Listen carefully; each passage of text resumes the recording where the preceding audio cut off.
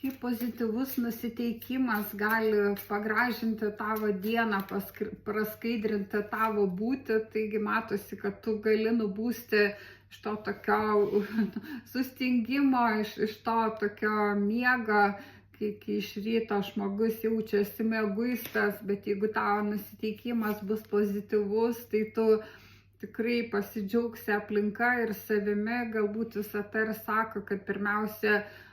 kai nubundi, atkreip dėmesį į save, apkabink, kad pajausk tą savo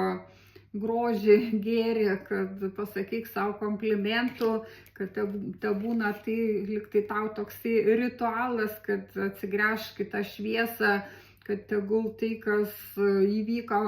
vakar, lieka tenai, o tu eik į naują, kad tiesiog priimk iš visatos tą taurę, tas emocijas ir būk nusiteikęs, kad viskas įvyks geriausiu būdu, kad tu susitiksi žmonės, kurie atvers širdį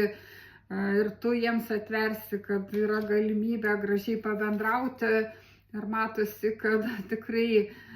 tas toksai širdies atverimas padės, kad gali atlikti tokias praktikas, susitelkti į širdies plotą, išjausti ir tiesiog išjausti, kaip jisai atsiveria, tas plotas kaip didėja, ar kažkokius pratimus padaryti, kur rankas ištiesti, kad atsivertų ir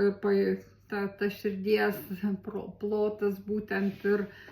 pajausti daugiau meilės, to priėmimo, empatijos. Ir matosi, kad tada tau pasaulis atviras, kaip didysis arkanas pasaulis, tai viską tu priimi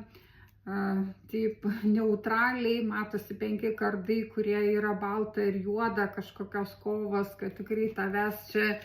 neužkabins, kad tu priimsi viską kaip pamokas, kad tu galėsi su lengvumu praeiti, kad tavo širdis atvira ir tu žinai, kas tai yra teisinga, kad tu myli save ir kitus. Taigi tokią dieną tu gali turėti.